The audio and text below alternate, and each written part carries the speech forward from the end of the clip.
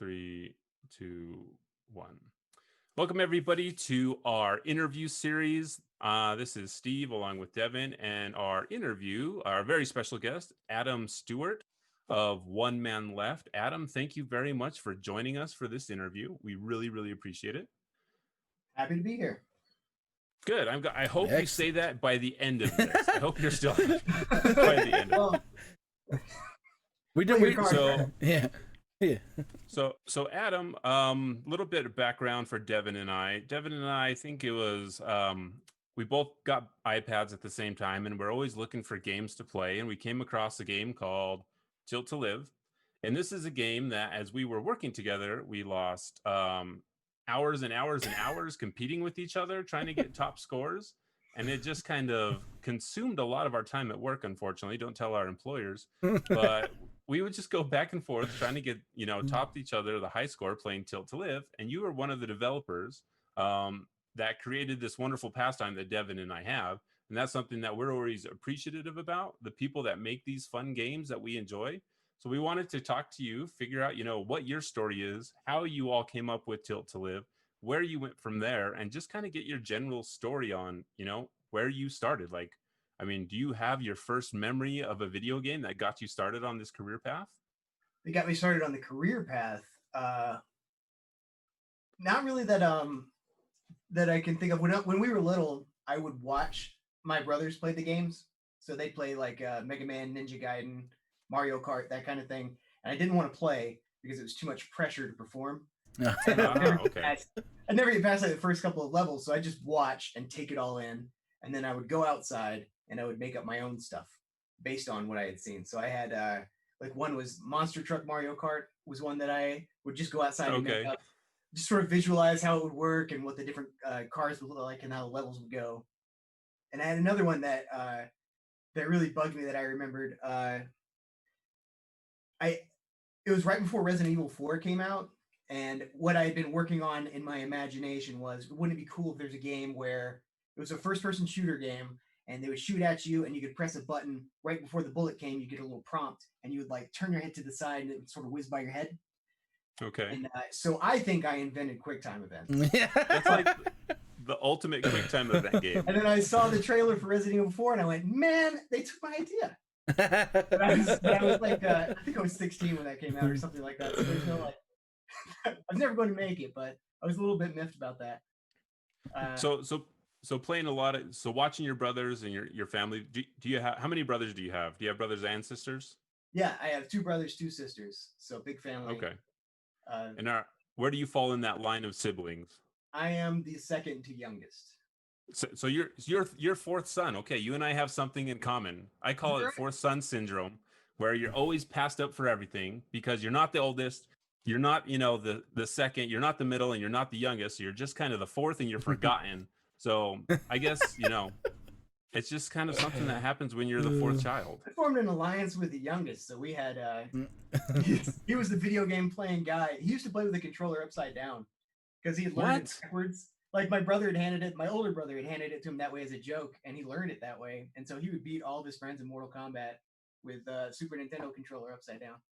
That has to be like one of the coolest party tricks ever. Yeah, I wish I could have just put myself in that story, and there'd be a cool story about me. But it was my little brother.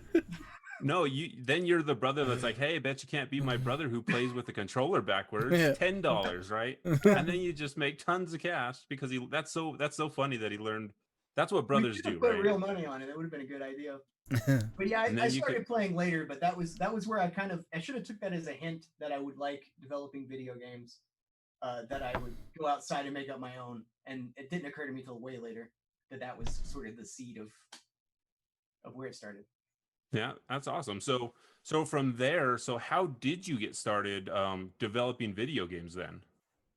Alex came to me with a prototype on his phone called Tilter Space, and I said, "You got to change that name because that is a terrible name for a game." But it was the arrow, black background, like a space background, and little red dots, and I think there were nukes, and that was it. But they weren't really nukes; they were just circles that would get big and small, which I think they still are circles that just get big. Right. They're a little flashier. Yeah. And he was like, you want to help me finish this? We've been doing stuff. We've been having projects off and on since high school, like Flash games and Xbox Homebrew, I think it was called. Okay. And I would do the artwork, and he'd code them together, get them working, and then we'd sort of like jam on back and forth about different power-up ideas and how things should work. So we've been working together on games in a not commercial way for a long time before he came to me with Tilt Flip, but that was our first commercial one. And did that partnership just come about just from in school? You guys hung out at school together, just talked about games all the time, and that's just kind of, hey, let's do this together? We got together in high school, and he was drawing and coloring stuff in Photoshop, and I thought that was super cool because I had never touched a computer up to 9th grade. We never had a good one. We had like the blue screen one that you could just write text documents. Okay. Yeah. And so he got me into that, and I made him teach me Photoshop, and then like at first I'd have him color them for me, and then I go, all right, teach me how to do it. And then Flash was kind of the same way, like animate this for me. Okay, now tell me how you did that, because I want to do it a little bit different. And that was sort of how we started collaborating on stuff. Then he'd come with games, and I'd be like, all right, it'd be cool. I'm going to design you some characters, and we'll do some, we'll come up with some different weapons. There's one called Gun Style that was really cool. It was like he was really into tribes. All our games are multiplayer. Okay. It was like a 2D, I don't even know how to describe that. You'd aim with the mouse, but it was WASD for moving, but it was 2D. And you could grind rails and stuff like Tony Hawk.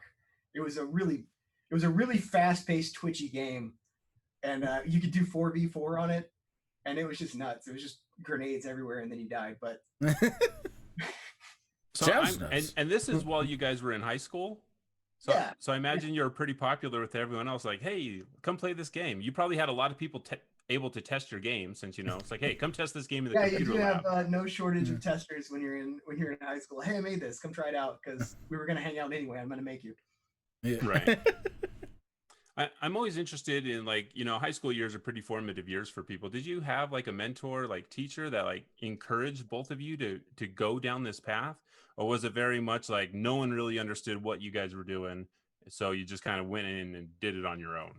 Our high school was interesting because it was a technology magnet high school. So there was a computer for every student. They had like big labs in every classroom. Oh, wow. I guess that was the first time I'd ever touched a computer, so I learned a lot. And Alex had gotten me so excited about what he was doing, and then he was always on his own doing like figuring out things like scripting for games in Flash, and none of those were classes. That was all extra stuff that he just he had a passion for and just goofed around with. And we put a lot of our free time into making games and making art. Cool. Very cool. So we did have an excellent. It was a vocational school, so you could pick which like vocation direction you wanted to go into. So we did advertising design, is where we both ended up for some reason. It was the artsiest one. Yeah. Like engineering and agriculture or whatever. And I was like, no, I'm not gonna do that. So we ended up in there, and the teacher saw that we were kind of just like self-learning, so he just kind of let us go. So we had like, it almost felt like a 2-hour period where you would just do whatever you wanted. And then nice. He would enter that stuff into competitions and things, but there wasn't a lot. I don't remember there being a lot of like strict lesson plan stuff. He was just like, you guys are having fun with it and you're improving, so I'm gonna get out of your way and let you figure it out. Well, that's awesome. So from that time, I mean, was there a lot of, did your family know that you were gonna, like, hey, this is your passion, go for it? Or was there a lot of like, what are you doing? Why don't you go get a real job? Conversations? There was a lot of what are you doing? It was not just my parents, it was me too. So I went to college at the Savannah College of Art and Design. They had a bunch of different majors you could do. Game design was one, and film was one. And they had these like open like Q&A things so you could figure out what major you wanted to do. So I went to the game design one, and I'd been doing games with Alex for a while, where we came up with the project and they did the game rules and stuff ourselves. And I asked them if you could just become a game director or if you had to work your way up or what. And they said you had to spend a bunch of years making props and boxes and stuff first, and then work your way up to director. And I'm young and I'm impatient. And I'm like, no, that sounds awful. And then I went to the film people and I asked them the same thing. I was like, so can you just be a film director or what? And they were like, yeah, man, you can use a shopping cart as a dolly. You can do all kinds of crazy stuff. They were like super guerrilla indie minded people. Yeah. And that was why I ended up going into film. I was like, these are my people. They just want to make cool stuff, and they're not going to make me jump through hoops to do it. Well, that also sounds very much like, indie developers right now. It's like, hey, you got an idea and you got the passion, like go for it. Yeah. If you're programming on, a calculator, then you know what? By all means, go program a game for a TI-86 or a TI-83, whatever games we were playing on our calculators when we were supposed to be actually doing work. So from there, so you guys, I think you said that you went to film school. So was there a point where you're like, all right, I'm done with film school. Let's actually do this. Let's do OneManLeft full time, and let's just put our heads down, get this game out, and then become super successful because this game is going to be awesome. Because I imagine that's how, that was the thought process, right? No, yeah, exactly. No, we were never that optimistic. We film school ended because I figured out that I could just teach myself with books, and that I was better doing that than I was in class, and I didn't feel like a film degree was going to get me anything. And I was back at home working at a logo places where I ended up, just because film felt like it was too risky. So I was like, this is fine. Yeah. I'm doing art. I'm enjoying that. And that's when Alex came with the prototype for Tilt to Live. And this was the first time. The difference for this one was it was the first time we were going to sell it. And it was right when the App Store was kind of fresh. So it was like right place, right time, right game. Yeah. We developed that thing part-time, like after hours. So Alex had his full-time coding job, and then after hours we work on it because he's a crazy person. He's a machine. And I was doing freelance work when we were working on Tilt to Live, so I could just like carve out part of my day and don't do any client stuff and just work on Tilt to Live. And it's not like the art needs for Tilt to Live were super super complicated. It was mostly circles. I know you joke by saying that, but like the art style in Tilt to Live as minimalistic as it is, it's like perfect for that game. Yeah, like everything on everything on screen is clear. You know, there's never that moment. I mean, sometimes there's a moment like, where am I? But that's only when you lose your concentration. But like I am very impressed by, it is so clear to the player like what is going on screen and what you need to do. So like props to you for like coming up with that. I mean, a lot of people might joke, oh, it's just red circles with whites, with white circles around it. But it's a very clean, very good looking game, especially like we haven't seen anything like this on mobile before. And it's like, wow. And it got us playing it for hundreds of hours, competing against each other and just, enjoying all that time, trying to get that high score. About all the about the weapon effects, especially the ice. I remember I was like begging Alex, please let it be when you hit the frozen guys that they pop, because it used to just be they would freeze in place and then they'd awaken after. And I was like, you gotta make them pop when you hit them. and that sound of when they pop, yeah, that sound when they pop is, I mean, it all comes together in a really fun, really tight package. As a developer, because from us, like as consumers, I mean, we don't get to see all the conversations that haven't happened on the back end of arguing about, do we make this pop? What about this power up? How fast should it move? I mean, from everything that we hear developers say, making games are hard. It's impossible. It's a wonder that any game gets released. I mean, while you were in development, were there those moments of doubt? Like, why am I doing this? I could be doing so many other things. Like, do I keep doing this? Do we just push through? I mean, that's got to be hard on. In the later projects, there's some of that, but that was, it was just, we were having fun. So you just come back with a fun idea, and it wasn't that structured. It wasn't very high pressure because we weren't full-time depending on it for income. So I didn't think much of it while we were making it. It was just like, yeah, this will be a cool weapon effect for the vortex thing. And that's going to look neat. And can we please make the ice people explode? And little sessions where we go back and forth with ideas for the different weapons.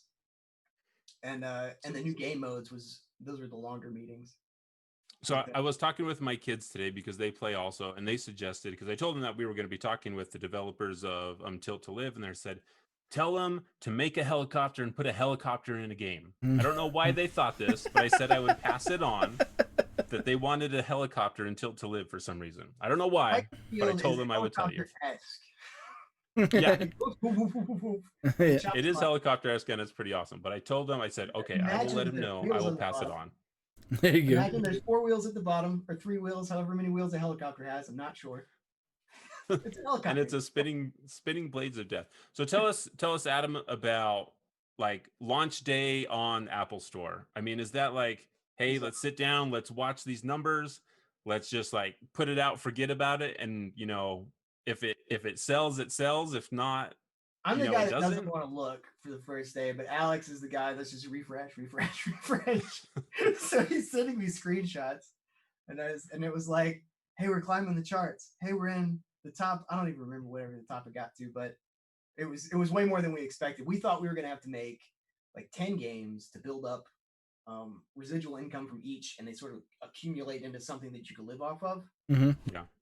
None of us had quit our jobs when we launched the game, so we were just like, okay, whatever. It's our first one.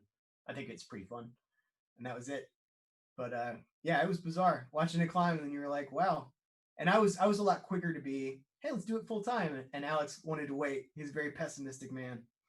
He's like, we got to make sure that this is legit because I'm quitting my real job, not your freelance job. My boss might be a little miffed if I come back. A little bit more pressure. Yeah, but yeah, I mean, it worked out. And the coolest thing was when I saw there was a tweet by Jonan Vasquez about Tilt to Live, about how much fun he was having playing Tilt to Live, and I was like, Vader's in, guys, playing Tilt to Live. I can retire right now. That's fine. I mean, that's good. Yeah, because I mean, you guys hit the top of those charts for the App Store. I mean, you guys won a lot of awards for App of the Year from several publications that cover app stores. So that, I mean, that had to have been like for your first game to go all the way, to the Apple Store. That had to be like, hey, we can do this. So like when you guys did decide to do it, to like start OneManLeft, I mean, how did that go? Were your family still on board, or were they like, yeah, that's just, you're still crazy for trying to do this whole game thing, or yeah, go for it, go do it. Now you're famous. No, we'd already succeeded, so there was no more judgment. Everybody was like, oh, you're fine. I always believed in you. Yeah, I can't speak for Alex, but I did get a big head about it because I was like, hey, it's our first time. I heard this was hard. It doesn't seem to be hard. Yeah. What's wrong with all you other developers? We can do this the first time. It was the next games where it starts to, we get like, take it back down to earth, and you're like, oh, so they're not all going to be on top of the charts. Like, it gets a little, yeah, it gets a little rougher. Yeah. So going from Tilt to Live, because then you guys did Tilt to Live 2, Tilt to Live 2 also. I guess that's the best way to say that. And then you worked on Outwitters. So it went Tilt to Live and then Outwitters. Yeah. And okay.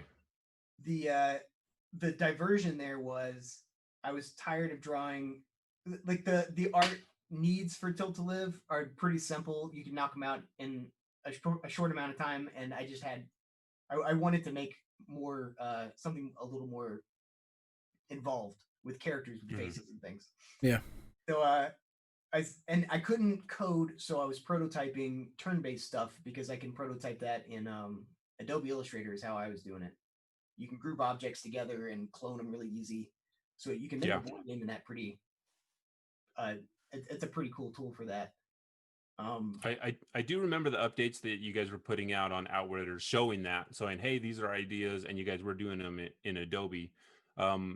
So going from Tilt to Live to a strategy-based game, that seems like a pretty interesting jump, right? It was yeah. It could have gone in a more different direction. But, and was that just based on, hey, we need to do something different? We can't do the same thing over and over again? Was that just, was that you pushing for that? Was that Alex pushing for that? We thought whatever we did was going to just rock to the top of the charts. And we were bored with working on Tilt to Live, which was the worst business decision we ever made. We should have stuck with it for a while.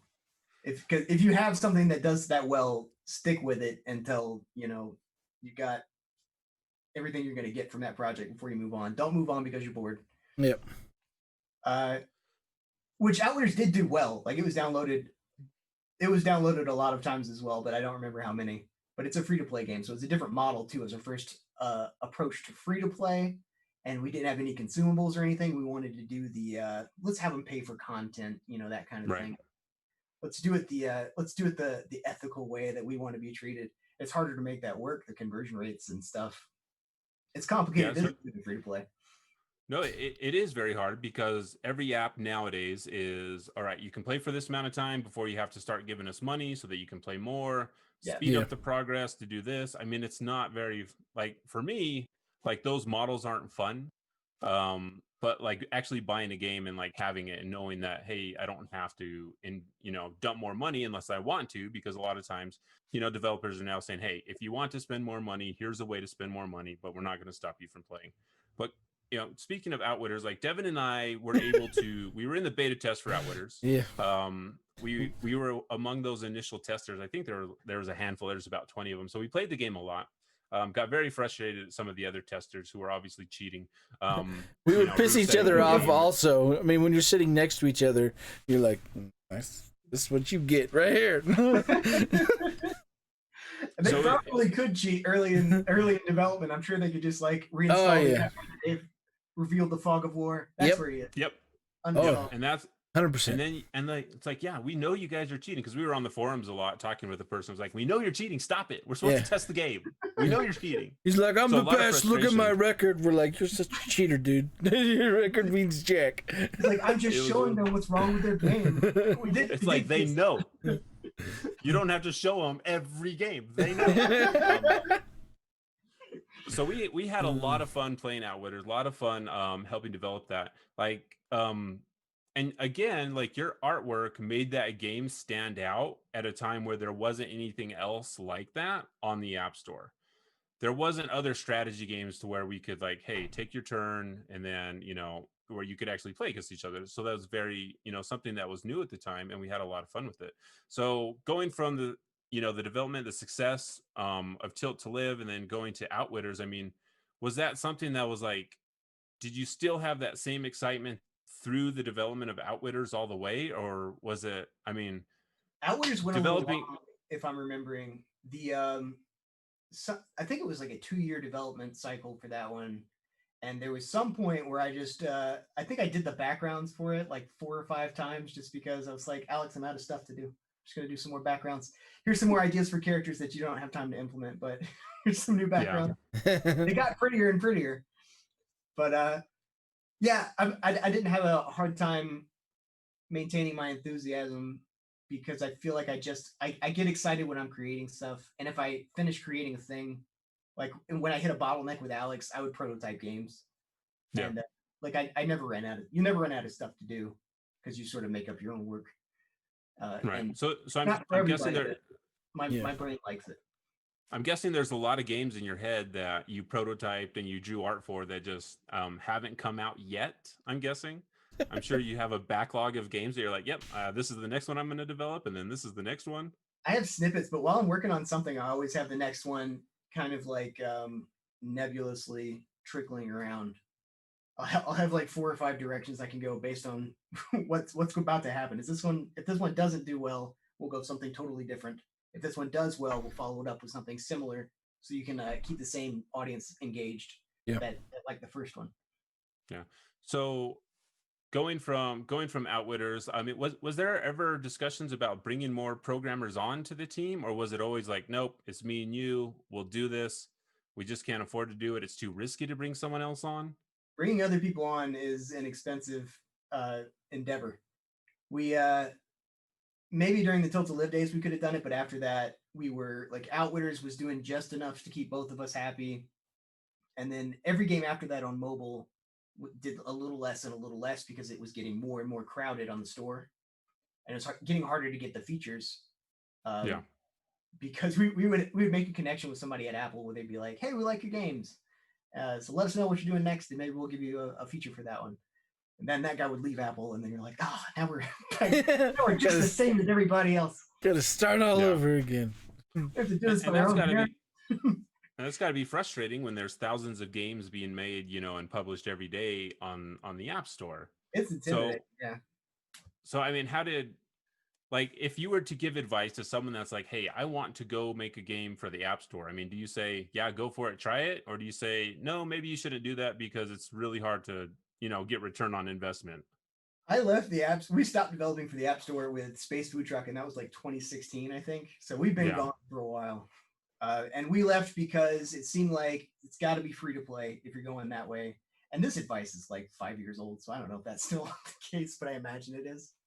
It seems like the games are still like that. It's Yeah, and still gotcha games. there's a certain amount of there's a little too much consideration to the monetization as opposed to just making a gameplay experience that's fun and charging a price up front and going, this is what I wanted you to play. Yeah. Instead of here's what I wanted you to play, but then here's my little quarantine off place that you got to do until you give me some money. Yeah. So then moving and developing for Steam, has that been, because I don't know exactly when, because Alex is no longer with OneManLeft, correct? Is Right. After Hex Gambit the original came out, Alex had to go get a real job because we finally ran out of Tilt to Live money. so from there, Adam, have you just been continuing on like, hey, I guess now I've got to learn to program? Are you doing all of that work now? I hit that point where Hex Gambit didn't work out, and I really, really liked the game design for Hex Gambit, but I don't think it was well executed the first time. Like the feature set wasn't a good complement for the game. It was an asynchronous game on PC, and I didn't think that was the best way to play. The best way to play is live. So yeah, Alex had to go, and on the way out, I was like, hey, there's that blueprint thing in Unreal. If I wanted to, could I make a whole game in that? And usually he equivocates a lot, but he was like, yeah, pretty much. And that kind of caught my ear, and I spent all of 2019 doing the read a book and teach yourself thing to learn how to do the dev on my own.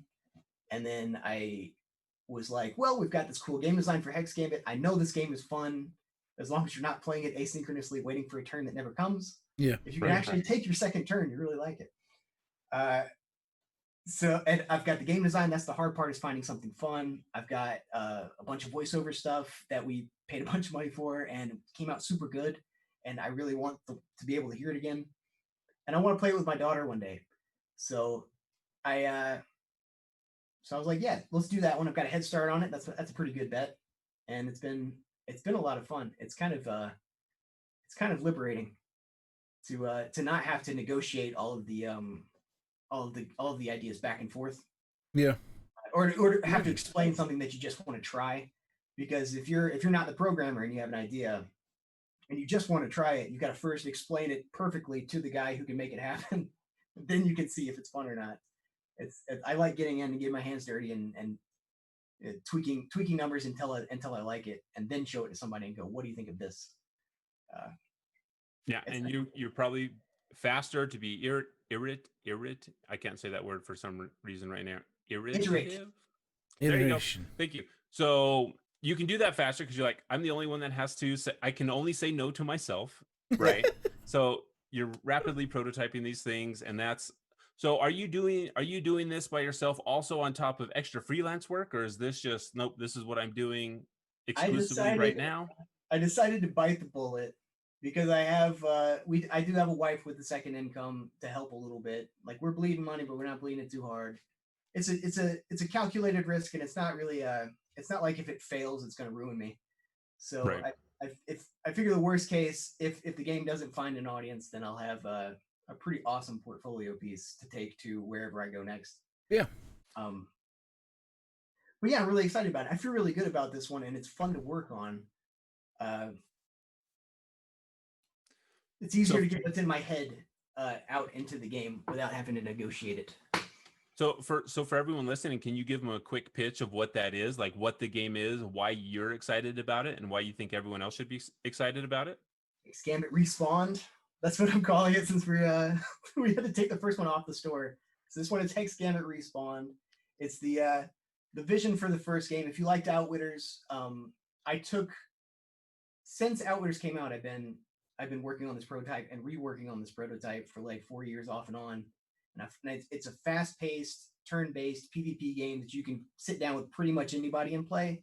My wife will play with me, and she doesn't like games. Okay, And wow. she has fun with it. So it's easy to learn, difficult to master. There's a lot more interesting possibilities tactically than there was in Outwitters. There's no fog of war, so you can both gather around the screen and play it.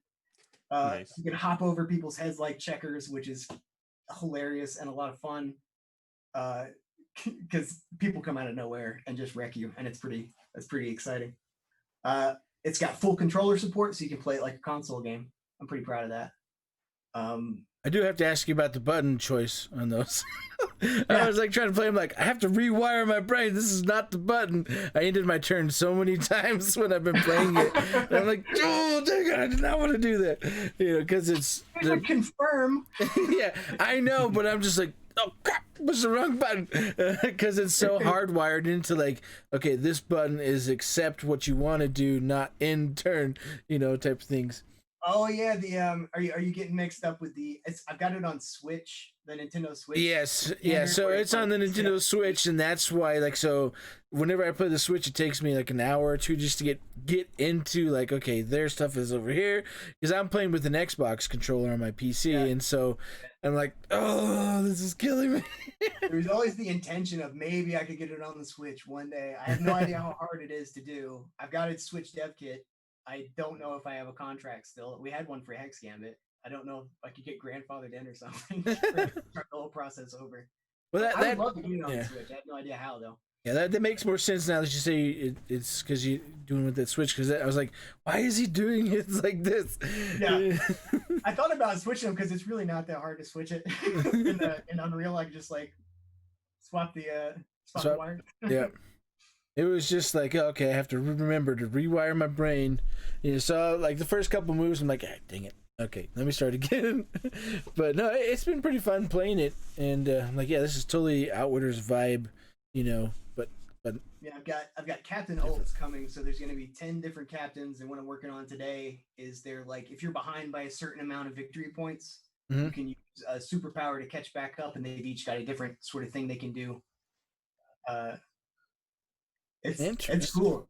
I have a lot of fun sitting down and play it, and I've got a lot of ideas of where I want to do with it, but I'm hoping to be mostly done with development by the end of the year, and then pick a release date for next year sometime. Very cool. Very cool.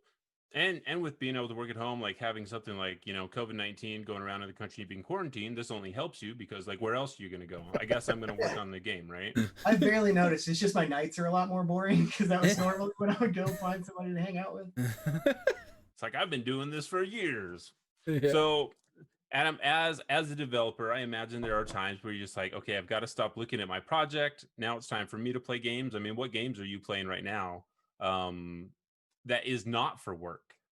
That is not for work. I'm playing, I do one at a time because I have an attention span that only does one thing at a time.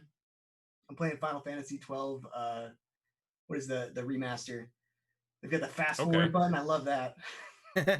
And they have this, they have the Gambit system in that where you can kind of like write AIs for your crew, and then they just run around automated. And that feels so much like work to me right now because that was what I did all day was write the AIs for the minions for Hex Gambit. And then I got on and they were like giving me the tutorial for how they do it in theirs. And I was like, not this again. I already know how to do this. Not what do you this. I don't need this tutorial. Are there games that you are playing now with your daughter? Because you said you have daughter. Do you have other children also? She's 2, so she's not ready. She's not there yet. This is the time time. Live the other day, and it's just like she slides back and forth on the bottom of the screen, and then dies. And in Tilt to Live 2, they have that thing where we have the revival mechanic where you kind of like bounce around the screen. Yeah. That's her favorite part of the game is when she dies, which is fortunate because it does it a lot.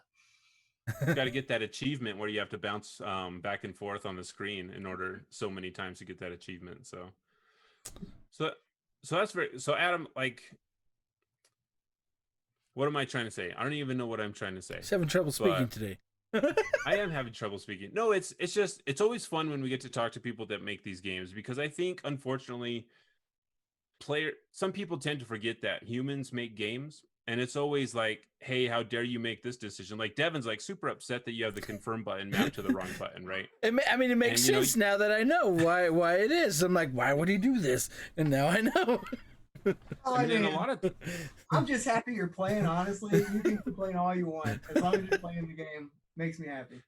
And I'm always curious about that as a developer, because sometimes you do just get the hatred of the internet piled on you for whatever reason, right? Whether it's warranted or not. I mean, it's something that unfortunately happens in the industry. Is that something that you and Alex had ever experienced based on some of the games, some of the decisions that you made, that there was just, why is there this type of backlash? Hex Gambit was one. Well, and it was warranted backlash because Hex Gambit was a pretty big disappointment for a lot of people. So we had a Kickstarter for Hex Gambit. It was like $14,000, I think. So I paid for, I think, like half of our sound budget, maybe. And I sat down with Alex and we scoped it out, and we were like, I think we can get it done in a year. And it went on for 2 years, and that's 2 years with no paycheck. And we're trying to get it onto the Switch and the and PC at the same time. And it just we just ran out of time. Like I can't. Alex is like, I can't do it anymore. I got health insurance and I can't afford it off of this, so I got to go find something real. So yeah, he had to go, and they were not happy. The Switch people were not happy. The PC people got it, and then there was nobody taking turns, so they weren't happy either. But that was their fault. Yeah, I take that back. I don't want to get any backlash. It was not their fault. There was nobody there to play with, so and there was no local play to fall back on for the original Hex Gambit. Yeah. So you had just a brick of a game. And I don't blame him for being mad about it. I was mad about it. I was out a lot of money too. Propping up development for that. So that one was hard, and the Switch version never came. So they were all pretty miffed about that. I'm using miffed a lot today. They had beef about that. I'm trying not to curse. Word of the day. There I go. But yeah, that was a tough situation, and I'm trying to make it up to them. They've all got keys for Hex Gambit Respawn, and whatever I can make that thing do, they're gonna get. And I'm sure also on top of that, I mean, you probably have those fans that have been with you, following you for the entirety of the time. That probably just, I mean, they're there to support you. They believe in what you're doing. They're excited for you. Like, hey, whatever you're gonna do, we're gonna follow. We know that sometimes, development stuff happens, right? It's just part of the industry. Stuff happens. And I think that's one of the things that we try to talk that one wasn't on us, though. That was completely our fault. Yeah. We overpromised and we couldn't deliver on it. And then after Alex was gone, I was like, well, I don't know how to program, so I can't make it up to you. So I spent a year figuring that out. I remember that time. That's a pretty big. That's a pretty big commitment, though.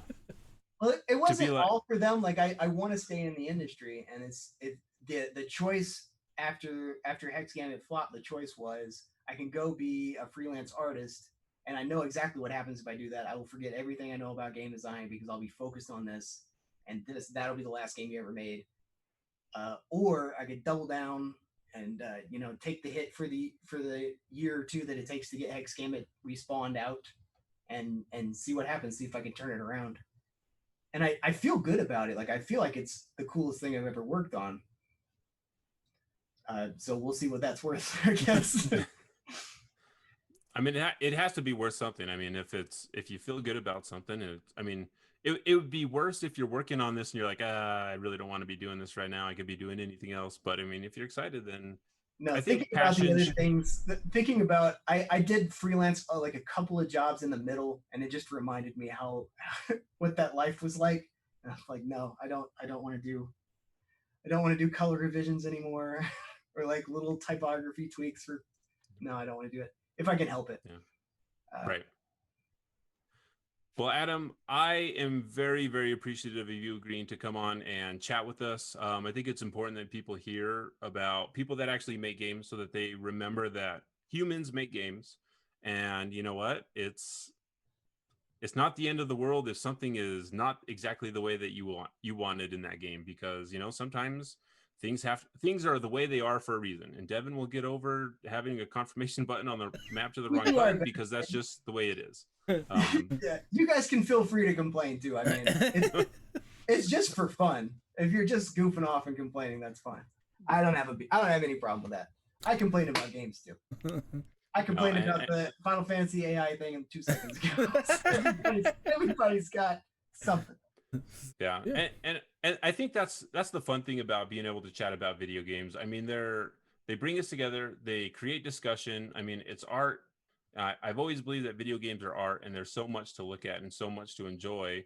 And getting to talk to people that make that art has always been something that is super fun for me to do, because as much as I love playing games, I just love the stories behind the games. I love hearing about the little decisions. I love hearing about, hey, this time I almost, Alex wanted to punch me in the face because I said, we don't want to do it this way. I mean, it's those fun stories that I think. Thankfully, Alex was.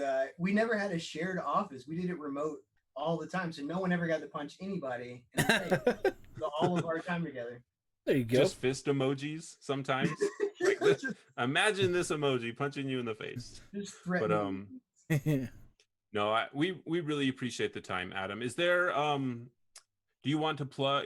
You can plug Hexgamut, of course. Is there somewhere where you want them to go, our listeners to go and find out that information, just to the Steam page or to your website? Go search on Steam for Hexgamut Respawn. There's a demo up, and I will be updating that demo with the captain superpowers that I was talking about sometime next month. And wish list. Please wish list. That helps me get some visibility. If you like what you play, because I mean, you can try it. Yeah. So very cool, Adam. Thank you so much for your time. We really, really appreciate it. And maybe we'll hit you up again once everything is ready to go live, and then we can chat and talk about the amazing success that you're having when your game launches. So that would be cool. You can do like a before and after where I come back next time and I'm like, so it's like almost ready. But I have to wait another 5 months.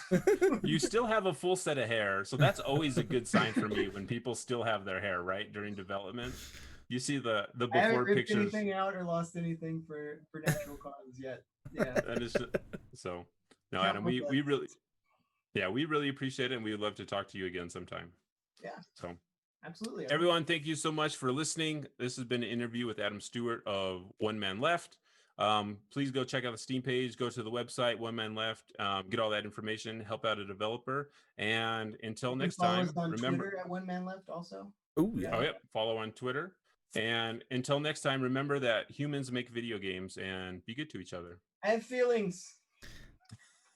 You have feelings too. Cool. I have thick skin, but I have feelings.